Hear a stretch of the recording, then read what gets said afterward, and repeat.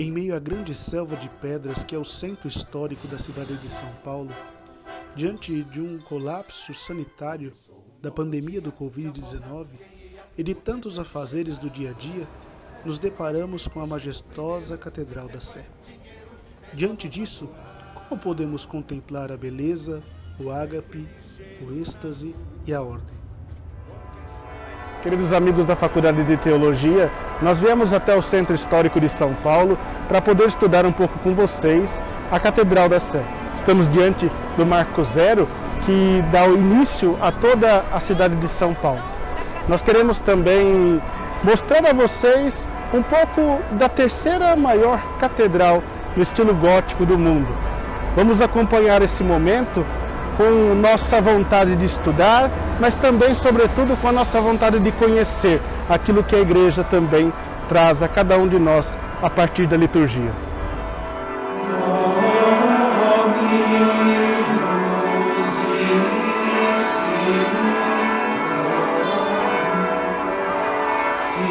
Queridos amigos, agora nós estamos no presbitério da Catedral e diante do altar-mor, onde vai se desenvolver toda a nossa pesquisa. Aqui, como se vê, estamos no ponto mais alto do presbitério para que todos pudessem ter a visão do que se celebrava no altar-mor.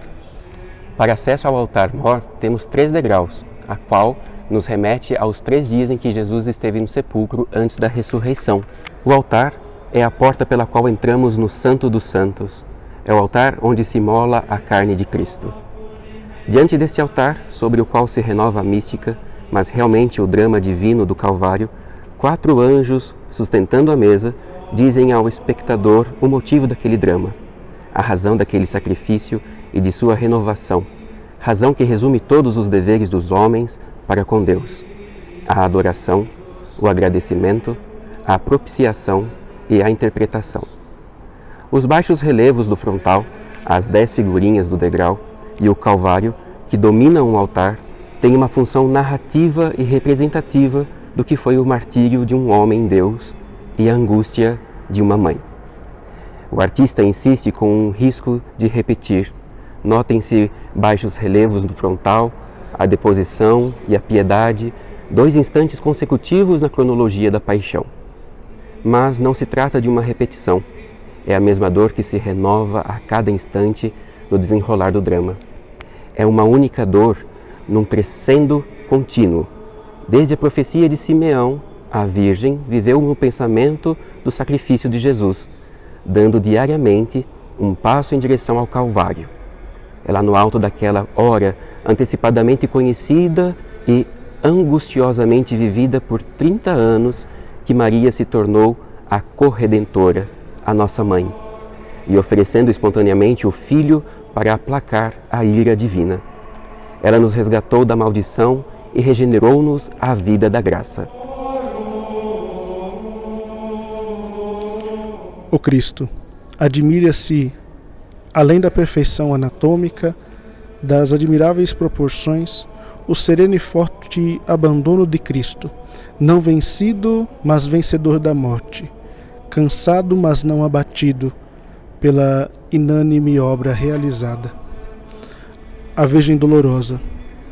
A atitude é absolutamente nova da tradição da arte. É uma figura hermética e enclausurada na própria dor. Não se vê o rosto. Nenhum rosto humano poderia traduzir a grandeza daquele espasmo. Não se vêem os olhos chorar, mas chora toda a composição, sob qualquer ponto de vista que seja observada. E, olhando-a, surge a memória e vem repetindo, em surdina, com um nó na garganta, o gemido de Jeremias: ó vós, que passais pela estrada, vede se há dor igual à minha. São João, em contraste com a composição estática e lapidar da Virgem Dolorosa, São João é representado pelo artista em um gesto imediato de angústia e apavoramento. É a humanidade que, finalmente, se complementa com o horror da gravidade de seu pecado diante da vingança que a injustiça toma na vida. Assim, Deus amou tanto o mundo que lhe deu o seu Filho único para ser entregue à morte. O monograma de Cristo. No centro, sob o crucifixo, embutido em malaquita, sobre um bloco de amarelo de cena, o monograma de Cristo, JHS, cujo significado Jesus Hominum Salvator indica a missão redentora de Cristo. Os anjos dos 4 fins do sacrifício. 4 figuras de anjo, a todo relevo, com mármore amarelo de cena, assim como todo o presbitério, sustém a mesa do divino sacrifício realizado simbolicamente. Nos ensina Pio XI, aquele pensamento que vê em Jesus Eucarístico, nesta sua presença sobre os altares, aquele complexo de coisas magníficas, no qual se resume, se eleva e se sublima toda a essência e a prática do culto da religião mesma, a adoração, o agradecimento, a propiciação e a impetração. O anjo da adoração. Do centro da mesa, procedendo para o lado do Evangelho, um anjo representa o ato de adoração. Sustém com as mãos e oferece a Deus, com um turíbulo de ouro, o louvor da humanidade. São João viu diante do altar com o turíbulo áureo e o perfume do incenso subir a Deus das mãos do anjo. O anjo do agradecimento. Em posição simétrica ao anterior, para o lado da epístola, um outro anjo representa o ato de agradecimento. Intérprete do reconhecimento do homem, canta o hino de gratidão a Deus, acompanhando-se com a cítara. Ainda no Apocalipse de São João, cantar ao som da cítara o cântico do Cordeiro. O anjo da propiciação. À extremidade da mesa, do lado do Evangelho, um terceiro anjo, o da propiciação. A seus pés, vêm-se lírios despedaçados, símbolo da vida divina despedaçada pelo pecado no coração do homem. Uma selva sufoca as plantinhas partidas e ergue-se espinhos no lugar dos lírios, representando o remorso e a morte, chamada por São Paulo de aguilhão e estipêndio do pecado.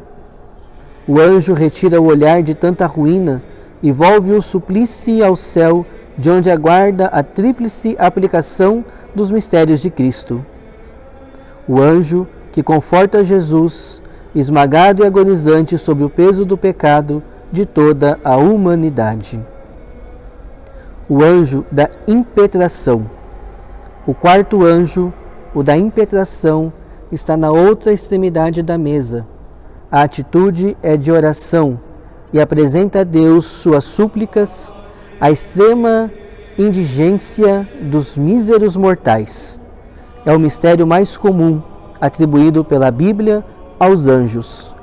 Típica passagem de Tobias: quando elevavas tuas súplicas e lágrimas, eu apresentava as tuas orações a Deus. Em 3 quadros encravados no mármore amarelo de cena, entre baixos relevos de bronze envernizado, que representam sem dúvida a parte mais preciosa do altar depois do Calvário. O primeiro frontal, a deposição; o segundo frontal, a piedade; e o terceiro, o aviso da ressurreição. No primeiro frontal, a deposição. Depois, José de Arimateia, que era discípulo de Jesus, mas secretamente por medo dos judeus, pediu a Pilatos que lhe permitisse retirar o corpo de Jesus. Pilatos permitiu. Vieram então e retiraram o seu corpo. Além do valor das formas e das composições, observa-se a profunda angústia que une todos os elementos numa harmonia perfeita, com aqueles 2 semblantes que centralizam a ação. O olho do espectador é malgrado seu, reconduzido continuamente a fixar-se sobre aquele abandono supremo do filho e sobre aquela terna e dolorosa solicitude da mãe. No segundo frontal, nós vemos a piedade de Maria Santíssima ao ter o seu filho nos braços, descendo da cruz.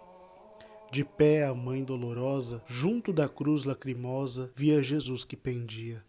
No coração transpassado, sentia o gáudio enterrado de uma cruel profecia.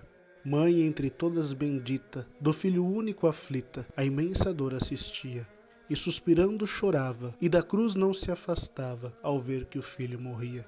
Pobre mãe tão desolada, ao vê-la assim transpassada, quem de dor não choraria? Quem na terra há que resista? Se a mãe assim se contrista ante uma tal agonia? Para salvar sua gente, eis que seu filho inocente suor e sangue vertia. Na cruz, por seu pai chamando, vai a cabeça inclinando, enquanto escurece o dia. Faze, ó mãe, fonte de amor, que eu sinta em mim tua dor, para contigo chorar. Faze arder meu coração, partilhar tua paixão, e teu Jesus consolar. O aviso da ressurreição, do Evangelho de São Lucas, capítulo 24.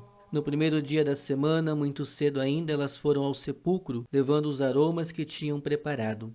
Encontraram a pedra do túmulo removida, mas, ao entrar, não encontraram o corpo do Senhor Jesus. Neste frontal, nós observamos o misto da alegria e da glória. Temos a ressurreição do Senhor, observamos as mulheres presentes, com o seu rosto atônitas, sem entender o que estava acontecendo. Temos a atmosfera e na composição os primeiros prenúncios do triunfo. O Senhor está vivo. Sobre o altar, nesses espaços vazios, ficavam 10 pequenos anjos com os instrumentos da paixão do Senhor. São eles: o anjo com a coluna, o anjo com os flagelos, o anjo com os espinhos, o anjo com o véu da Verônica e o anjo com a cruz. O anjo com os cravos, o anjo com o inri, o anjo com a túnica, o anjo com a esponja e o anjo com a lança.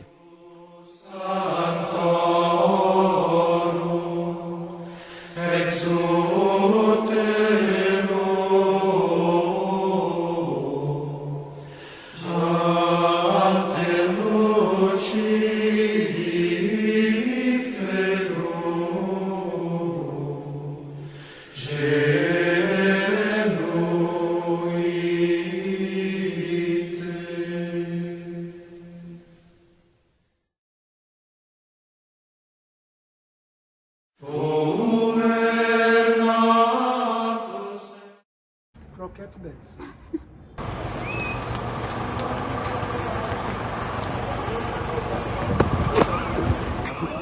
Eu tava filmando essa parte, né? Tava.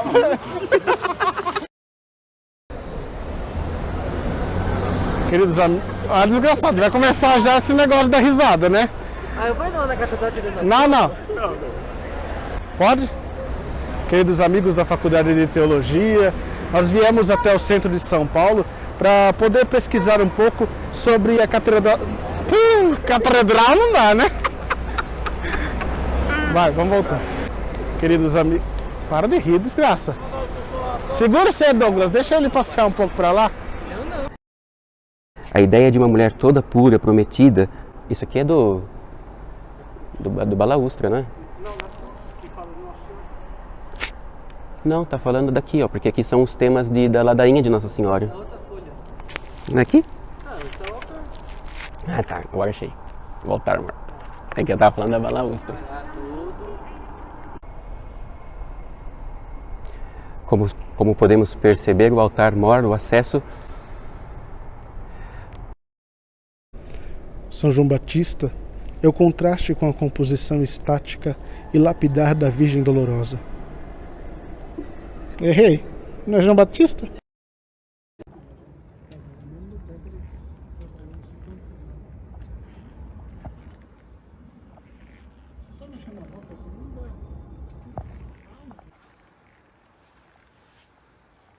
Rafael, vai. Nesta cena nós temos a descida da cruz de Nossa Senhora, Jesus que foi para Belém, para Cafarnaum, e que lá ele esteve com